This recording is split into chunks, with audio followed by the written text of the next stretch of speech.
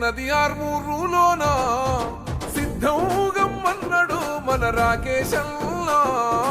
ప్రజలే తన ప్రాణం అంటూ కదిలిన నాయకుడు, అభివృద్ధిని కోరి ఆర్మూరు నేలన నిలిసిండు. యుద్ధం మిగిలే ఉన్నది ఆర్మూరులోన సిద్ధం గమ్మన్నడు మన రాకేశల్లా.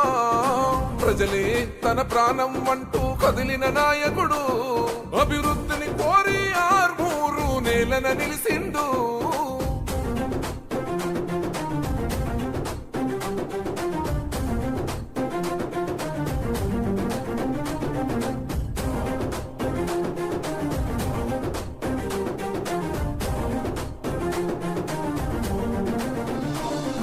లంకాపూరు గడ్డ మీద ఓ పొద్దై పొడిసిండు, కన్ను మూసిన తల్లిని చూసి కొలత చెందినాడు. కష్టాలను ఇష్టంగా ఎదురీది ఎదుగుతుండు, సంకల్పంతో ప్రజాభివృద్ధికి పాటు పడుతూ ఉండు. సమాజమే లక్ష్యం అంటూ అడుగులు వేస్తుండు, సమాజమే లక్ష్యం అంటూ అడుగులు వేస్తుండు. నీతి న్యాయం నిండు గుణముతో అడుగులు వేసిండు. యుద్ధం ఓ యుద్ధం యుద్ధం మిగిలే ఉన్నది ఆర్మూరులోన సిద్ధం గమ్మన్నడు మన రాకేశల్లా.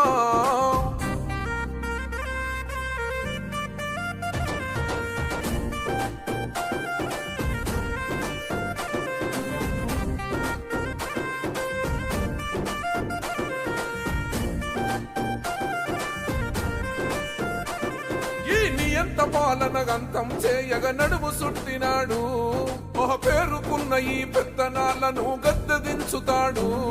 అన్యాయం అనసగ ప్రజాగ్రంథు కయ్యగిసి పడ్డవాడు, మన అమర వీరుల ఆశయాల సాధించగ కదిలాడు. కన్న నేలమ్మ రుణం తీర్చగా భరిగీసెను నేడు, పల్లెల్లో నా ప్రగతిని కోరి ప్రజలతో నిలిసిండు. యుద్ధం ఓ యుద్ధం యుద్ధం మిగిలే ఉన్నది ఆర్మూరులోన సిద్ధం గమ్మన్నడు మన రాకేశల్లా.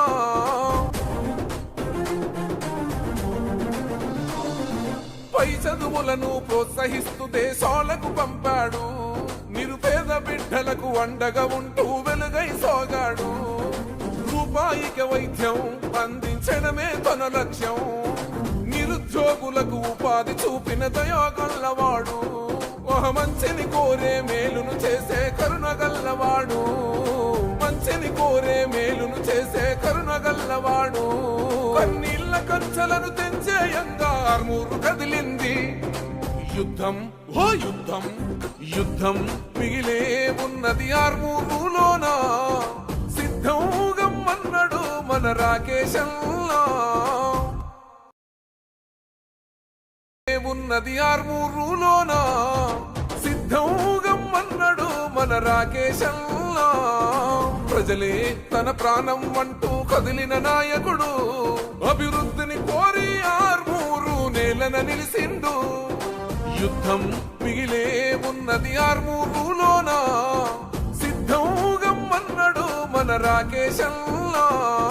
ప్రజలే తన ప్రాణం అంటూ కదిలిన నాయకుడు, అభివృద్ధిని కోరి ఆర్మూరు నేలన నిలిసిండు.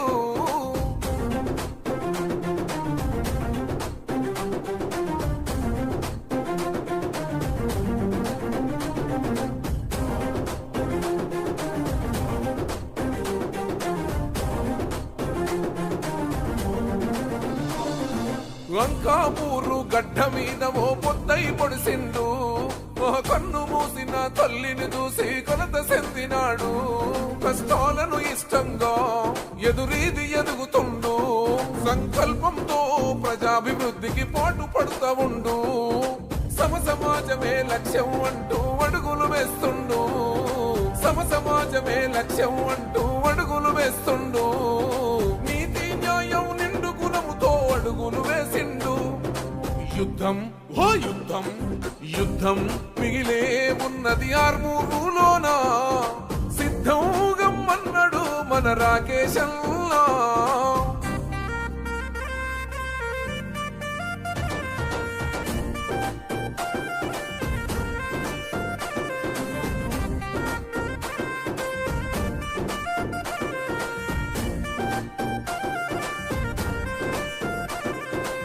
నియంత పాలన గంతం చేయగ నడుము సుట్టినాడు పేరుకున్న ఈ పెత్తనాలను గద్దెదించుతాడు అన్యాయం మనసగ ప్రజాగ్రంథు కయ్యగిసి పడ్డవాడు మన అమర వీరుల ఆశయాల సాధించగ కదిలాడు కొన్న నీలమ్మ రుణం తీర్చగా భరిగీసెను నేడు పల్లెల్లో నా ప్రగతిని కోరి ప్రజలతో నిలిసిండు యుద్ధం ఓ యుద్ధం యుద్ధం మిగిలే ఉన్నది ఆర్మూరులోనా సిద్ధం గమ్మన్నాడు మన రాకేశంలా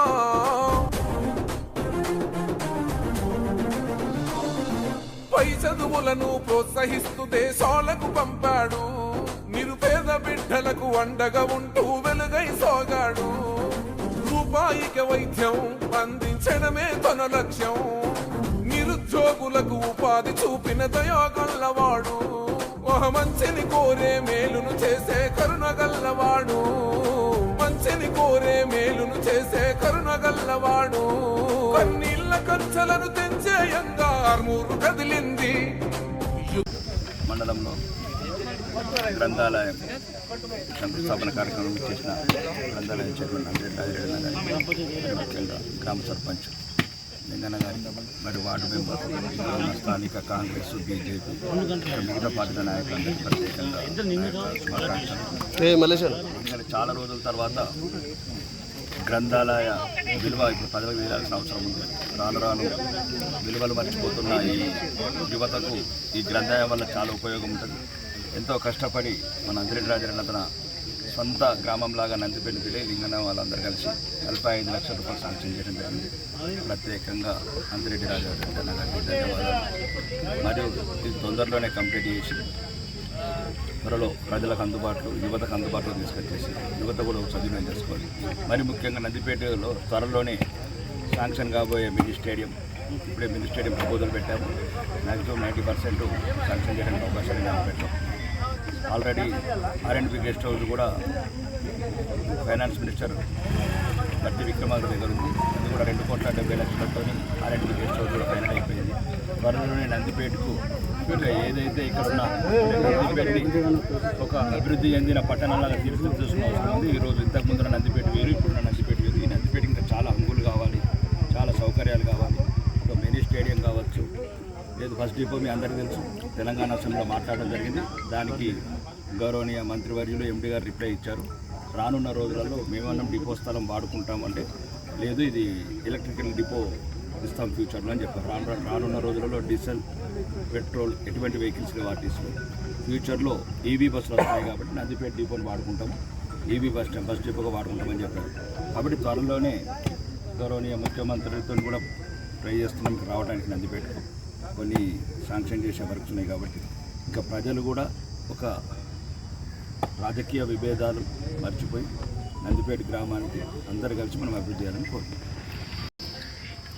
ఫౌండేషన్ స్టోన్కి వచ్చేసిన గౌరవనీయులు ఎమ్మెల్యే రాజశేఖర్ గారికి మరియు సర్పంచ్ లింగన్న గారికి సభ్యులకు ఇక్కడికి వచ్చిన సభ్యులందరికీ ధన్యవాదాలు తెలియజేస్తూ, ముఖ్యంగా చాలా రోజుల నుంచి నందిపేట గ్రామస్తుల కోరిక ఇది. ఆ కోరిక మేరకు ఎమ్మెల్యే గారు చెప్పడము, మరి మా పార్టీ కార్యకర్తలు ప్రతి ఒక్కరు కార్యకర్తలు ఇక్కడ లైబ్రరీ కావాలి అంటే స్థలం కొరకు నేను సుమారు 1 ఇయర్ నుంచి ప్రయత్నం చేస్తూ వచ్చిన. కానీ ఈరోజు స్థలం కేటాయిస్తూ ఇది ఆల్రెడీ కలెక్టర్ గారు లాస్ట్ టైం కలెక్టర్ గారు కూడా దీనికి ఇండికేషన్ ఇచ్చి శాంక్షన్ ఇవ్వడం జరిగింది. అదేవిధంగా ఈ లైబ్రరీకి 45 lakhs ఇవ్వడం జరిగింది. అది తొందరగా పూర్తి చేసి, ముఖ్యంగా నేను రిక్వెస్ట్ చేసేది ఏంటంటే, ఇది పాత మండలము నందిపేట అనేది ప్రతి స్టూడెంట్ విద్యార్థులు అందరూ కూడా వచ్చి మార్నింగ్ అవర్స్ పెద్ద మనుషులు కూడా వచ్చి పేపర్ చదువుకుంటే బాగుంటుందని నా కోరిక. నేను ఉన్నంతసేపు చాలామంది చైర్మన్స్ వస్తుంటారు పోతుంటారు, కానీ నా కోరిక ఏంటంటే ఈ మండలం పాత మండలం కాబట్టి ప్రతి ఒక్కరు కూడా ప్రతి విద్యార్థులు వాళ్ళకి కావాల్సిన సౌకర్యాలు కూడా అన్నీ నేను ఏర్పాటు చేయడానికి సిద్ధంగా ఉన్నాను. కాబట్టి ప్రతి ఒక్కరు కూడా కాన్సన్ట్రేట్ చేయాల్సిన బాధ్యత మీ అందరికీ మీ ద్వారా తెలియజేస్తాను. నందిపేటకు వచ్చేసిన ఎమ్మెల్యే రాకేష్ రెడ్డి గారికి, మళ్ళీ చైర్మన్ అంజిరెడ్డి రాజారెడ్డి గారికి, మరి ఉప సర్పంచ్, మరి వార్డు సభ్యులు, వీడీసీ చైర్మన్ గారికి అందరికీ పేరు పేరున ధన్యవాదాలు. నందిపేట సుమారు 40 సంవత్సరాలు అయింది లైబ్రరీ ప్రారంభం, ఇప్పటిదాకా సొంత భవనం నోచుకోలేదు. ఇప్పుడు మన ఆధ్వర్యంలో జరిగింది. ఇద్దరు ఆధ్వర్యంలో చాలా సంతోషకరం. అతి త్వరలో దీని ఇనాగ్రేషన్ ఇప్పుడు అన్న మీరు పెద్ద మొత్తంలో వేద్దాం, ఇప్పుడు సింపుల్ పెద్ద మొత్తంలో వేద్దాము. అందుపేట చిరకాల కోరిక అన్న, ఇంకొకటి ఉంది మాకు, నెక్స్ట్ కోరిక ఒకటే ఉందన్న, మా మండల సమస్య బస్ డిపో గురించి ఇప్పుడు అంతా మాట్లాడి ఇంకోసారి రేజ్ చేసి దాన్ని ఖచ్చితంగా మాకు నందిపేట బస్ డిపో ఏర్పడేట్టు చేయాలని అనుకుంటున్నాను సార్. అంతేకాకుండా దీనికి అందరు కష్టపడి భూమి సొంత భూమి సార్, ఇది ఇక్కడికి గవర్నమెంట్ ఇచ్చింది కాదు, బీడీసీ వాళ్ళు కొనిచ్చిన భూమి సార్ ఇది. అందుకోసం అతి త్వరలో చాలు చేస్తానని ఆశిస్తున్నాను.